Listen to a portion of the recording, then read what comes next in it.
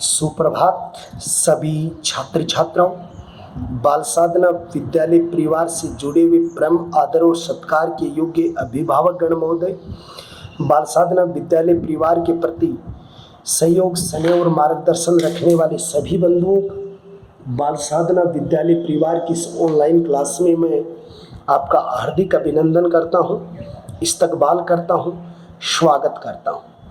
इस संस्था के परम पूज्य निर्देशक महोदय की ओर से, परम आदर और श्रद्धा के केंद्र संस्था प्रधान की ओर से, इस विद्यालय परिवार की कर्मनिष्ठ कर्मयोगी चरित्रवान शैक्षणिक और गैर शैक्षणिक टीम की ओर से आप सभी को कोरोना जैसी वैश्विक महामारी में सुरक्षा की कामना, स्वास्थ्य की कामना और आपकी सफलता की कामना करता हूँ। मैं आज की इस ऑनलाइन क्लास में सभी बच्चों से जुड़ने की अपील करते हुए एक श्रेष्ठ और अपने उद्देश्यों की ओर बढ़ने का आगाज करने की अपील करता हूं।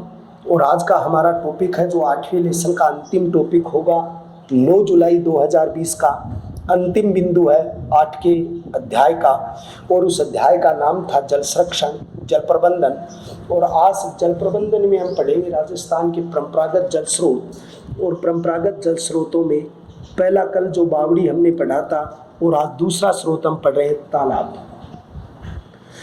भारत में सर्वाधिक सिंचाई तालाब से होती है। भारत में सर्वाधिक सिंचाई तालाबों से होती है। वो तालाबों से कहाँ होती है? तमिलनाडु में होती है। भारत में तालाबों से सर्वाधिक सिंचाई जो होती है, वो सिंचाई सर्वाधिक कहाँ होती है? तमिलनाडु जो क्षेत्र है, उस तमिलनाडु में तालाबों से सिंचाई की जाती है।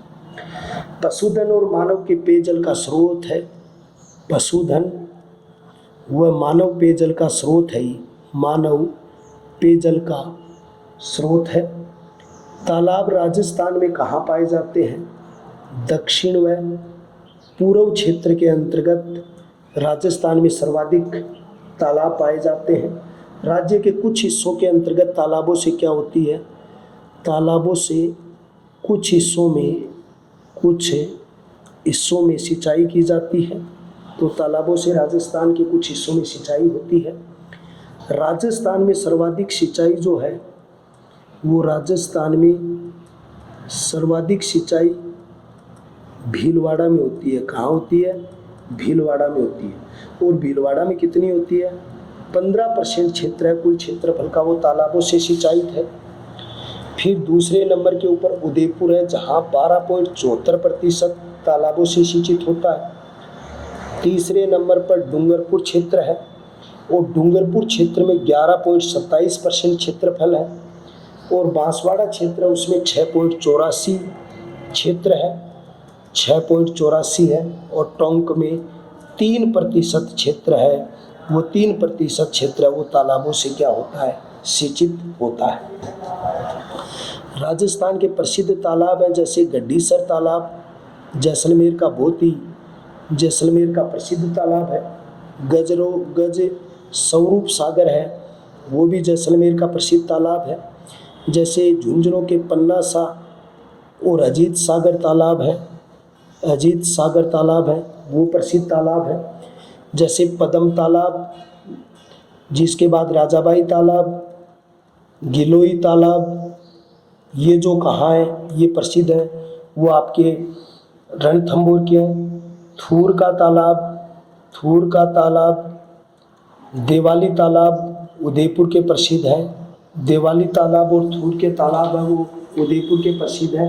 तो काफ़ी प्रसिद्ध तालाब है थूर के तालाब और दिवाली तालाब पर। जैसे आपको उस फतेह सागर झील का जिक्र भी यहाँ पर किया जाता है। तो ये सारे क्षेत्र हैं, वो तालाबों के अंतर्गत प्रतिष्ठित है। तो तालाब क्या है? भारत में सर्वाधिक सिंचाई तालाबों से कहाँ होती है? तमिलनाडु। तालाब किसका जल स्रोत है? पशुधन विकास और मानव पेयजल का स्रोत है। राजस्थान में तालाब किस क्षेत्र में सर्वाधिक है? राजस्थान के दक्षिणी और पश्चिमी जो क्षेत्र है, उसमें प्रसिद्ध है। तालाबों से कुछ हिस्सों के अंतर्गत क्या की जाती है? तो इसके बाद में आपने लिखा कि गड्डीसर तालाब जो जैसलमेर क्षेत्र का है, गज स्वरूप सागर है, वो भी जैसलमेर का है। पन्नासा और अजीत सागर तालाब जो दोनों हैं, ये झुंझुनों के प्रसिद्ध है। पदम तालाब, राजाबाई तालाब, गिलोई तालाब जो है ये झुंझुनों के आपके रणथंभौर के प्रसिद्ध है। थूर का तालाब और देवाली तालाब जो आपके प्रतिष्ठित है वो यानी उदयपुर के प्रसिद्ध है। भीलवाड़ा में तालाबों से सिंचाई होती है 15%, उदयपुर में इससे सिंचाई होती है 12.74%, डूंगरपुर में सिंचाई होती है 11.27%, बांसवाड़ा में होती है 6.84 और टोंक में ये सिंचाई होती है 3% सिंचाई इससे तालाबों से की जाती है। तालाबों के बाद दूसरा जो महत्वपूर्ण जो क्षेत्र है वो महत्वपूर्ण क्षेत्र क्या है? झील है। राजस्थान में सतही जल संसाधन का दूसरा स्रोत झील है। पहला स्रोत है वो तो तालाब है सतही जल का, और सतही जल का दूसरा स्रोत और सतही जल का जो दूसरा स्रोत है वो क्या है? वो झील है। राजस्थान में 2 तरीके की झीलें पाई जाती हैं, एक खारे पानी की झील है और दूसरी मीठे पानी की झील है। पहले नंबर की झील कौन सी है? खारे पानी की। दूसरी कौन सी झील है? मीठे पानी की झील है। जो खारे पानी की झील है और मीठे पानी की झील है उसमें क्या होता है वो देखिए कि खारे पानी की जो झील है वो प्राकृतिक है और ये झीलें आंतरिक प्रवाह क्षेत्र में आती हैं। छोटी नदियाँ इनमें आकर मिल जाती हैं, नमक और अनेक पदार्थ इससे मिलते हैं। ये खारे पानी एक तो आंतरिक जल, एक तो कौन सा जल है इसमें? आंतरिक जल प्रवाह का हिस्सा है। ये स्थानीय है, ये प्राकृतिक है। मीठे पानी की झील है वो कृत्रिम है। मीठे पानी की झीलें वो कृत्रिम है और इसका प्रयोग होता है सिंचाई व पेयजल में होता है। यानी मीठे पानी की झील है उसका उपयोग सिंचाई और पेयजल में होता है। ये कृत्रिम झीलें होती हैं मीठे पानी की। खारे पानी की झीलें वो आंतरिक अपवाह का हिस्सा होती हैं, स्थानीय प्राकृतिक होती हैं।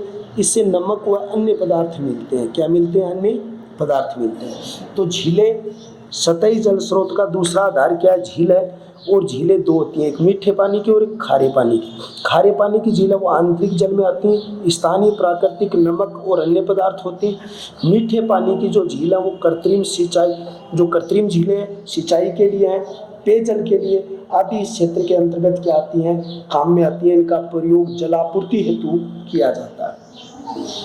राजस्थान के अंतर्गत जो प्रमुख झील है जैसे जयसमंद झील है वो उदयपुर की प्रसिद्ध है। कौन सी झील है? जयसमंद झील है वो कहाँ की प्रसिद्ध है? उदयपुर की है। तो राजसमंद झील है वो कहाँ की प्रसिद्ध है?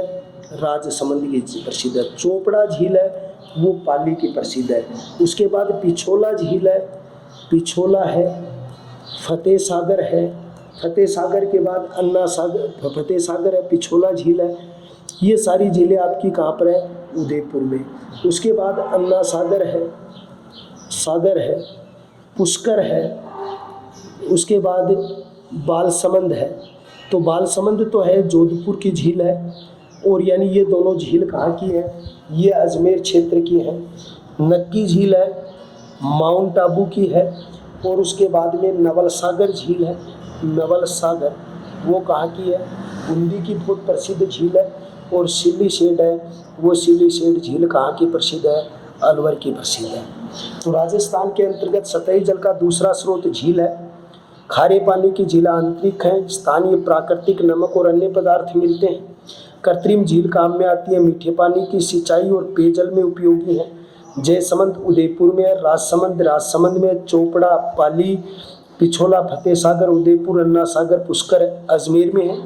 और जोधपुर में बालसमंद है। नक्की झील माउंट आबू में है और सिल्लीसेड अलवर के अंतर्गत ये झील है वो प्रतिष्ठित रूप से यहाँ पर क्या होती है? शामिल होती है। झील के बाद में दूसरा टॉपिक जो आपका शुरू होता है जैसे खारे पानी की झील है वो सांबर है, डीडवाना है, पंचभद्रा है, कवोद और केछोर जैसलमेर में है। ये कुछ झीलें हैं वहाँ पर। अब दूसरा परंपरागत स्रोत के अंतर्गत शुरू होता है नाड़ी, जोहड़, तालाब और झील सबकी एक ही श्रेणी होती है। यानी नाड़ी भी उसी श्रेणी में आता है, जोहड़ भी उसी श्रेणी के अंतर्गत आता है, जोहड़ के अलावा कुई भी उसी श्रेणी के अंतर्गत आता है, झील भी उसी श्रेणी में आता है, तालाब भी उसी श्रेणी में आते हैं, जो सब परंपरागत जल स्रोत है। वर्षा जल में किसे सिंचित किया जाता है? क्या कहा जाता है, जल की आवक कम होती है। जल को रोकने पर लिए जगह जगह पर छोटी नाड़ियाँ मिलेंगी, जहाँ रेत के टीले, थली या छोटे मगरे के आगोर यानी जल संरक्षण के क्षेत्र होते हैं, वहाँ पर इनका नाड़ियों का निर्माण किया जाता है। गांव में या गांव के छोर पर जल के बहाव को देखकर गोलाई में जो है ऊंची सी पाल बांध दी जाती है और ये समतल नाड़ी का निर्माण किया जाता है। नाड़ी भू सतह को भी व्यवस्थित बनाने का काम करती है। ये नाड़ी क्या होती है वो देखिए, ये एक परंपरागत जल स्रोत है। एक बात तो आपको ये याद रखनी है। दूसरी क्या होता है, यानी जैसे वर्षा का जल होता है, वर्षा का जल होता है तो वर्षा के जल को जो आवक है, जल की जो आवक है, उस आवक को रोक कर, यानी जैसे पानी बहता हुआ आ रहा है उसको रोक कर क्या किया जाता है कि 5 या 7 फुट, 5 से 7 फुट गहरा गड्ढा होता है और उस गहरे गड्ढे का निर्माण किया जाता है। उसको क्या कहते हैं, नाड़ी कहते हैं। ये जैसे रेत के 2 टीले होते हैं उनके बीच में कर दिया जाता है। उसके बाद छोटे मगरे टाइप बना दिए जाते हैं, जल संरक्षण के उगार बना दिए जाते हैं, कोड़ाई में बना दिए जाते हैं। उसको क्या कहते हैं, नाड़ी कहते हैं। तो नाड़ी कौन सा स्रोत है, परंपरागत जल स्रोत है। जोड़, कुई और झील की तरह वर्षा का जल संरक्षण किया जाता है। वर्षा के प्रवाह या आवक को रोक कर किया जाता है। 5 से 7 फीट गहरा गड्ढा होता है और ये थली रेत के टीलों पर आगोर के जल संरक्षण किया जाता है। तो ये जल संरक्षण का दूसरा रूप है जिसको आप क्या कहते हैं, नाड़ी कहते हैं। फिर अगला क्षेत्र जो विकसित होता है वो कौन सा है, जोहड़। बीकानेर में जोहड़ कुओं को कहते हैं। बीकानेर में जोहड़ कुओं को कहते हैं। ये राजस्थान पुलिस का पूछा हुआ प्रश्न है। इसको स्थानीय भाषा में जोहड़ी, तलाई और ताल भी कहा जाता है। स्थानीय भाषा में जोहड़ी, तलाई व ताल भी कहा जाता है। इसे स्थानीय भाषा में जोहड़, जोहड़ी, तलाई और ताल आदि नामों से इसे क्या जाना जाता है या इनको व्यवस्थित किया जाता है। जहाँ भू सतह पर बहने वाले ये जोड़ पशुओं और मानव के पेयजल के लिए बहुत ही महत्वपूर्ण होते हैं। तो एक तो ये किसके लिए सहायक होते हैं, पशुधन के लिए। दूसरा मानव विकास व पेयजल, यानी इनके लिए ये बहुत ही महत्वपूर्ण है। तो जोड़ बीकानेर में कुओं को कहते हैं। स्थानीय भाषा में जोड़, जोड़ी, तलाई और ताल कहते हैं। पशुधन और मानव विकास, पेयजल के लिए इनका निर्माण होता है। इनकी पाल पत्थर की बनी होती है। इनकी पाल किसकी बनी होती है, इनकी पाल पत्थर की बनी होती है या पत्थर से इनका निर्माण होता है। ये आपका दूसरा टॉपिक था, जोहड़। बीकानेर में कुओं को कहते हैं। स्थानीय भाषा में जोहड़ी, जोहड़, तलाई और ताल पशुधन, मानव विकास और पेयजल में उपयोगी। इनकी पाल पत्थर की बनी होती है। जोहड़ ज़्यादातर जो प्रसिद्ध है वो शेखावाटी के प्रसिद्ध है। ये सारी चीज़ें आपकी हैं वो जोहड़ क्षेत्र के अंतर्गत है। और इसके पास जो घास हेतु काम लेने पर जो पशुओं के पानी के लिए जाता है उसको टोबा कहा जाता है। एक बार आपकी रीट के एग्जाम में एक प्रश्न पूछा था टांका पर। पश्चिमी राजस्थान का कह सकते हो, एक तो ये शब्द ले सकते हो पश्चिमी राजस्थान का, एक नाम तो ये आपके साथ आता है। और परंपरागत जल स्रोत है, पश्चिमी राजस्थान का भी कह सकते हो, या मरुस्थल का परंपरागत जल स्रोत है। क्या है भाई, जल स्रोत है। तो पश्चिमी राजस्थान का और मरुस्थल का क्या है, परंपरागत जल स्रोत है। ये कहाँ बनाए जाते हैं टाँके, एक तो घर में, खेत में, घर और खेत में जो किसान होते हैं जहाँ पानी का संकट है उनके घरों में या खेतों में 5 से 6 मीटर, कितने तक, 5 से 6 मीटर तक। हमारे यहाँ कुंड बन रहे हैं पंचायत से, वो टाँके ही हैं। 5 से 6 मीटर तक गहरा गड्ढा खोदकर, क्या खोदकर, गहरा गड्ढा खोदकर और ऊपर से उसकी पत्थरों से चिनाई करके और जो भी आपके पास संसाधन है उनसे ढक दिया जाता है। यानी पश्चिमी राजस्थान मरुस्थल का स्रोत है। घर और खेत में बनाए जाते हैं 5 से 6 मीटर गहरा गड्ढा खोदकर। आज हमारे यहाँ पर जो सुविधाएं हैं वो कंक्रीट और सीमेंट से बनाए जाते हैं। तो गहरा गड्ढा खोदकर उसके चारों ओर से उसका निर्माण कर दिया जाता है या संसाधन उपलब्ध करवा दिए जाते हैं। तो उसके आधार पर इसका निर्माण किया जाता है। तो दूसरी बात यहाँ आती है, राजस्थान में जल स्वावलंबन योजनाओं के अंतर्गत टाँकों का निर्माण हुआ है। किसके अंतर्गत? जल स्वावलंबन। ये जो हमारे खेतों में हम जो 5500 रुपये जमा करवा के जो टाँके बना रहे हैं, ये जो कुंड बना रहे हैं, इसी जल स्वावलंबन का क्या है? हिस्सा आता है। तो आपने पढ़ा टाँका पश्चिमी राजस्थान का परंपरागत जल स्रोत है। घर खेत में 5 से 6 मीटर तक गहरा गड्ढा होता है। जल स्वावलंबन अभियान के अंतर्गत इनका निर्माण हुआ। इनका उद्देश्य पेयजल के लिए है और छोटी मोटी घरेलू आवश्यकताओं की पूर्ति के लिए है। ये चीज़ आपके यहाँ पर आती है परंपरागत जल स्रोतों में। अगली जो टॉपिक आता है वो आता है कुई, या आप उसको कह सकते हैं बोरी, यानी कुएं का छोटा रूप होता है। ये धरातल पर जल वर्षा से आता है, यानी कि स्थानीय भाषा में जल वर्षा जल पालर पानी, यानी कुई में क्या होता है? जो वर्षा का पानी होता है, जिसको आप सोखता हुआ गड्ढा कहते हैं, वर्षा का पानी होता है। उस वर्षा के पानी को कौन सा पानी कहते हैं? पालर पानी कहते हैं। पालर पानी जो नदी, तालाब, नाड़ी, कुंड, झील में रहता है। ये पालर पानी कहाँ रहता है? या तो झील में रहता है, या कुंड में रहता है, टाँकों में रहता है, नदियों में रहता है। इनमें ये क्या रहता है? पालर पानी जो है वो रहता है।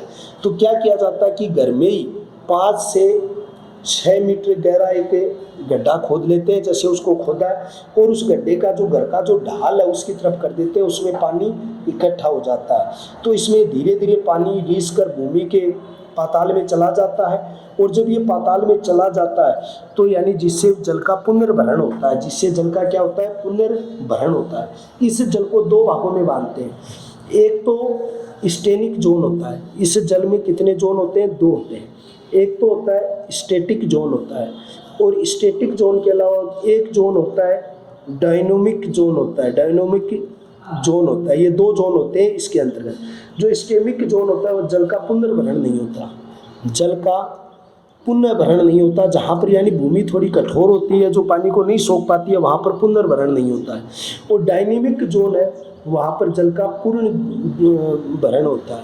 डायनेमिक जोन में जल का पुनर्भरण होता है। क्या होता है भाई? पुनर्भरण होता है। तो डायनेमिक जोन है जिसमें जल का पुनर्भरण होता है। स्टेनिक जोन में जल का पुनर्भरण नहीं होता। इस पानी को राजस्थान में रेजानी पानी कहते हैं। इस पानी को राजस्थान में क्या कहते हैं? रेजानी पानी कहा जाता है, या रेजानी पानी के नाम से जानते हैं। तो आपका जो टॉपिक है कुई और बोरी, जहाँ पर वर्षा का पानी जो पालर पानी उसको सुरक्षित किया जाता है। पालर पानी झील, कुंड, टाँका आदि में सुरक्षित रहता है।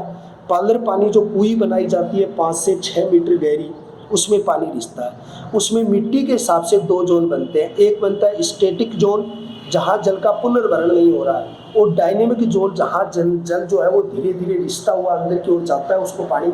और जब ये पानी जो वापस भूमि के अंतर्गत चला जाता है तो उसको आप क्या कहा जाते हैं? उसको आप रेजानी पानी के नाम से आप जानते हैं, या रेजानी का पानी उसको कहा जाता है। ये बात आपको अति महत्वपूर्ण है, जो आपको याद रखनी है। फिर आपका जो अंतिम बिंदु है, जो परंपरागत जल स्रोतों का राजस्थान का जो है वो कौन सा है? खड़ीन है।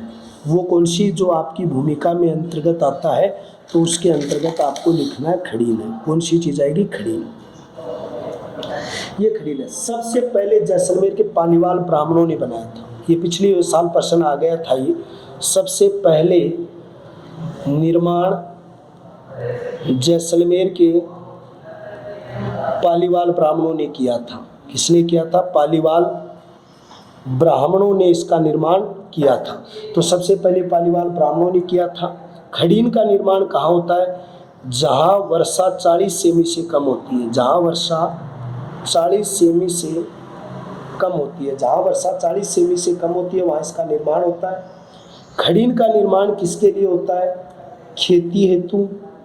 जो पथरीली भूमि है, पथरीली व चट्टानी क्षेत्र होता है, या आप पथरीली कह सकते हो, चट्टानी मरुस्थल होता है। पथरीली और चट्टानी भूमि होती है, वहाँ वर्षा का जो पानी है, पथरीली और चट्टानी जो मरुस्थल है, उस मरुस्थल में वर्षा का जो पानी होता है उसको रोककर, पानी को रोककर इसका निर्माण किया जाता है। इसका निर्माण कैसे होता है? यानी जिस समय चट्टानी मरुस्थल में ढाल की तरफ पानी बहता है, तो उस ढाल के विपरीत दिशा में मिट्टी का एक धोरा बांध बनाकर इकट्ठा किया जाता है। उस धोरा बांध को क्या कहते हैं? खड़ीन कहते हैं। जैसे मान लो पानी यूं बह रहा है, ये चट्टानी मरुस्थल है, पानी यूं बह रहा है, ये ढाल की विपरीत दिशा, तो यहाँ पर इसके एक बांध सा बना दिया जाता है और फिर ये चारों ओर बना दिया जाता है। अब चारों ओर बनाते हैं तो यहाँ पर क्या हो जाता है? पानी सुरक्षित हो जाता है। इस जगह को आप क्या कह सकते हैं? धोरा भी कह सकते हैं और बांध भी कह सकते हैं। ये जो बना है उसको क्या कहा जाता है? खड़ीन कहा जाता है। और इस खड़ीन का निर्माण किसके द्वारा करवाया गया था? पालीवाल ब्राह्मणों के द्वारा करवाया गया था। तो अब दो टॉपिक आपके यहाँ पर हुए हैं और दोनों टॉपिक में एक खड़ीन, सबसे पहले निर्माण जैसलमेर के पालीवाल ब्राह्मण, जहाँ वर्षा की 40 सेमी से कम वर्षा होती है, जहाँ खेती पथरीली और चट्टानी मरुस्थल और पानी की कमी होती है, वहाँ इसका निर्माण होता है। पानी के ढाल जब बह रहा तो उसके विरुद्ध पाल बनाकर या दोनों साइड में उसके दीवार बनाकर एक धोरा और बांध बनाया जाता है। उस धोरा और बांध को निर्माण करते हुए यानी इस पे पानी के संरक्षण का कार्य किया जाता है। ये आपका यानी जो टॉपिक था वो खड़ीन के बारे में था और इन खड़ीनों का निर्माण सेठ साहूकारों के द्वारा यानी जल संरक्षण के क्षेत्र में किया गया था। फिर एक बात यहाँ पर आती है कि यहाँ पर जो पानी जो है वो फसल के लिए भी काम आता है, पशुपालन के लिए भी काम आता है, पेयजल के लिए भी काम आता है, तो कई सुविधाओं के लिए पानी उसका प्रयोग किया जाता है। अब इस लेसन का जो अंतिम टॉपिक शुरू होता है जो काफ़ी महत्वपूर्ण है कंपटीशन के दृष्टिकोण से भी आपके लिए भी, और उसका नाम है जल स्वावलंबन। देखो अर्थ देखिए, जल का मतलब होता है पानी, स्वाव का मतलब होता है स्वयं, लंबन का अर्थ होता है कार्य, यानी स्वयं के द्वारा जल संरक्षण के विकास करना। क्या होता है जल स्वावलंबन? जल संरक्षण के प्रति सामूहिक चेतना, यानी जल स्वावलंबन क्या होता है? जल संरक्षण के प्रति सामूहिक चेतना जागृत करना, चेतना जागृत करना, जल संरक्षण के प्रति सामूहिक चेतना जागृत करना, जल का अधिकतम उपयोग, जल का अधिकतम उपयोग और विवेकपूर्ण उपयोग, अधिकतम उपयोग भी होगा और विवेकपूर्ण उपयोग भी होना चाहिए। तो जल संरक्षण के प्रति सामूहिक चेतना जागृत करना और जल संरक्षण, जल का अधिकतम उपयोग और विवेकपूर्ण उपयोग करना ही क्या कहलाता है? जल स्वावलंबन कहलाता है। जल संरक्षण के अंतर्गत क्या होता है? प्रत्येक ढाणी, गांव, कस्बे में नाड़ी, तालाब, कुओं के माध्यम से जल का सुरक्षा करना। प्रत्येक गांव में, ढाणी में, समुदाय में, कस्बे में, नगर में, यानी जल का क्या करना? जल का संरक्षण करना। किसके माध्यम से? जो परंपरागत जल स्रोत हैं, कुएं हैं, बावड़ी हैं, तालाब हैं, इन सब के माध्यम से उनका संरक्षण करना ही क्या कहलाता है? जल स्वावलंबन कहलाता है। इस जल स्वावलंबन को भारत सरकार ने जो कार्यक्रम चलाया है, भारत सरकार का कार्यक्रम है वो है जल क्रांति। कार्यक्रम क्या है? जल क्रांति। और राजस्थान सरकार का जो कार्य है, राजस्थान सरकार का कार्य है जल स्वावलंबन कार्य। राजस्थान का जो कार्य है वो क्या है? जल स्वावलंबन कार्य के रूप में। इसी कार्यक्रम का नाम भारत सरकार जल क्रांति देती है और इसी का कार्य राजस्थान जल स्वावलंबन दिया जाता है। इस जल स्वावलंबन का मुख्य उद्देश्य है परंपरागत जल स्रोतों का पुनरुत्थान करना, परंपरागत जल स्रोतों को विकसित करना, उनमें जल का संरक्षण करना, पानी के संकट वाले क्षेत्रों में परंपरागत जल स्रोतों का पुनर्भरण करते हुए वर्षा के जल का संरक्षण करना इसका प्रमुख उद्देश्य रहा है। फिर जल स्वावलंबन अभियान कब से कब तक कहाँ चला? जल स्वावलंबन अभियान की शुरुआत 3 चरणों में हुई थी। 27 जनवरी 2016 को इसकी क्या हुई थी? शुरुआत हुई थी। इस जल स्वावलंबन का मुख्य उद्देश्य क्या था? गांवों से वर्षा का बहकर पानी जाने की बजाय गांव के निवासी उस पानी का संरक्षण करें जो पशुओं के काम आए। बारिश के पानी की एक एक बूंदी को सहजकर गांव में जल गांव को जल आत्मनिर्भरता की ओर बढ़ाना इसका प्रमुख उद्देश्य था कि गांव के अंतर्गत जो वर्षा का पानी जो व्यर्थ चला जाता है, व्यर्थ बह जाता है, उसको रोककर वो पशुओं के काम आए, सिंचाई के काम आए, पेयजल के काम आए, उसकी एक एक बूंद को सहजना, एक एक बूंद को सुरक्षित करना ही क्या कहलाता है? जल स्वावलंबन कहलाता है। जल स्वावलंबन 3 चरणों में हुआ। पहला चरण जो 27 जनवरी 2016 से 30 जून 2016 तक इसका पहला चरण था। इसके अंतर्गत प्रदेश की 295 पंचायत समितियां थी। कितनी थी? 295 पंचायत समितियां इसके अंतर्गत शामिल थी। 3529 गांव का चयन हुआ। 3529 गांव का इसके अंतर्गत क्या हुआ? चयन हुआ था पहले चरण के अंतर्गत, जो इस तरीके से थी। इसमें 26.5 लाख पौधों का रोपण हुआ था। 26.5 लाख पौधों का रोपण हुआ था इसके अंतर्गत, और 1270 करोड़ रुपए की लागत आई थी। 1270 करोड़ रुपए की लागत इसके अंतर्गत आई थी। तो आपका टॉपिक है जल स्वावलंबन, जल संरक्षण के प्रति सामूहिक चेतना और जागृत करना, जल का अधिकतम प्रयोग, विवेकपूर्ण प्रयोग। प्रत्येक गांव डाणी समुदाय के अंतर्गत जल संरक्षण अभियान चला। भारत सरकार इस कार्यक्रम को नाम देती है जल क्रांति राजस्थान मुख्यमंत्री जल स्वावलंबन योजना।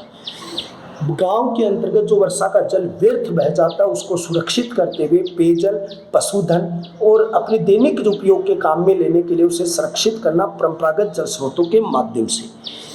मुख्यमंत्री जल स्वावलंबन 27 जनवरी 2016 को शुरू हुआ। 30 जून 2016 तक इसकी शुरुआत हुई।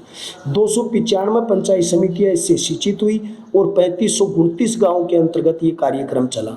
26.5 लाख पौधारोपण हुए थे और 1270 करोड़ रुपए की इस पर क्या आई थी? लागत आई थी। इसकी जो रिपोर्ट तैयार की जाती है, इसकी जो रिपोर्ट का जो कार्ड बनता है, वो रिपोर्ट कार्ड जो बनता है, वो रिपोर्ट कार्ड बनता है वो किससे बनता है कि भाई ये किस तरीके से विकसित हुई, कैसे इसका विकास कार्य हुआ। तो इसका रिपोर्ट कार्ड जियो जो ट्रेनिंग मोबाइल ऐप द्वारा इसकी मॉनिटरिंग की जाती है। तो जियो टेंगिंग यानी कि इसकी जो कंपनी है वो कौन सी है? जियो टेंगिंग एवं मोबाइल ऐप एवं टेंगिंग एवं मोबाइल ऐप के द्वारा, यानी जियो टेंगिंग व मोबाइल ऐप के द्वारा इसकी क्या होती है? मॉनिटरिंग होती है। जियो टेंगिंग व मोबाइल ऐप द्वारा इसकी क्या होती है? मॉनिटरिंग होती है। अब आपको मैं बताता हूँ दूसरा चरण, यानी इसका जो दूसरा चरण है वो कब हुआ? तो दूसरा चरण इसका हुआ 9 दिसंबर 2016 को। 9 दिसंबर 2016 में 4200 गांवों का चयन हुआ था और इसमें 66, प्रत्येक शहर में 2, प्रत्येक जिले में 2 शहर शामिल हुए। जिले में 2 शहर, क्योंकि 33 जिले हैं तो 66 शहर शामिल हुए। तो प्रत्येक जिले के अंतर्गत 2 शहरों को शामिल किया गया और 4200 गांवों के अंतर्गत यानी संचालित हुआ। 9 दिसंबर 2016 को चालू हुआ। इसको क्या रूफ वाटर हार्वेस्टिंग सिस्टम के अलावा टैंक बनाए गए थे। इसके अंतर्गत क्या किया गया था? रूफ वाटर हार्वेस्टिंग सिस्टम द्वारा,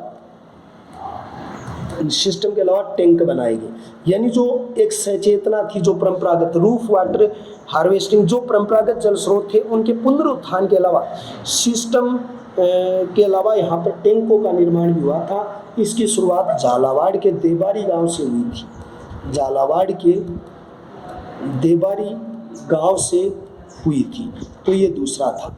तो दूसरा चरण हुआ 9 दिसंबर 2016, 4200 गांवों के अंतर्गत हुआ। रूफ वाटर हार्वेस्टिंग सिस्टम के अलावा इसमें टैंक बनाए गए। 66 शहर शामिल हुए, प्रत्येक जिले के 2 शहर। झालावाड़ के देबारी गांव से इसकी शुरुआत हुई। ये दूसरा चरण था जिसमें 4200 गांव इसके अंतर्गत क्या हुए हैं? शामिल हुए। तीसरा चरण हुआ 9 दिसंबर 2017 को। और 9 दिसंबर 2017 को 4200 गांव इसके 4220 गांव इसके अंतर्गत क्या हुए थे, शामिल हुए थे। इसमें भी 4200 ही गांव थे, इसमें 4220 ऊपर वाले में 4200 थे गांव शामिल हुए।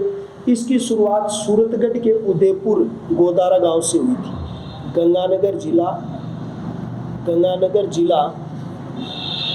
गंगानगर जिले के सूरतगढ़ तहसील जो है, सूरतगढ़ के उदयपुर गोदारा गांव से, यानी तो इसकी शुरुआत हुई वो 4220 किलो जो गांव शामिल हुए गंगानगर जिले के सूरतगढ़ में उदयपुर गोदारा गांव से इसको शुरुआत किया गया था। इससे 21,000 गांव शामिल हुए। इसके प्रमुख फायदे क्या हुए, बारिश के पानी के बहने से रोका गया, पानी की बर्बादी रुकी, सतही जल स्रोतों का जमाव बढ़ा, भूमि का जल स्तर बढ़ा, खेती की पैदावार में बढ़ोतरी हुई, संकटकालीन पेयजल की समस्या थी उससे इसे निपटा गया था। तो ये हमारा टॉपिक था, जल स्वावलंबन क्षेत्र था, जिसको आप बहुत अच्छे तरीके से आप पढ़ रहे हैं, तैयार करेंगे। तो जल स्वावलंबन के तीनों चरण आप पढ़ेंगे। पहला चरण जो यानी कि आपका 30 जून 2016 से शुरू हुआ था, फिर 9 दिसंबर 2016 को दूसरा हुआ, फिर तीसरा चरण जो आपका हुआ था 9 दिसंबर 2017 को। तीनों चरण आपकी बुक में नहीं दिए हुए, लेकिन आपके आने वाले कंपटीशन को ध्यान में रखकर ये सारी चीज़ें आपको बहुत ही अच्छे तरीके से पढ़नी है। सारे बच्चे बहुत अच्छी तैयारी करेंगे, माता पिता और बूढ़े दादा दादी का ध्यान रखेंगे। आज हमने आपका जल स्वावलंबन वाला टॉपिक तैयार कर दिया है और अब हम अगला टॉपिक आपका शुरू करेंगे। जो पाठ है वो है भारतीय कृषि व्यवस्था। तो तब तक आप स्वस्थ रहें, कुशल रहें, खुश रहें। अब हम एक बार फिर मिलेंगे कल नए वीडियो में, नए अंदाज में। तब तक के लिए हम आपसे विदा चाहते हैं। जय हिंद, जय भारत।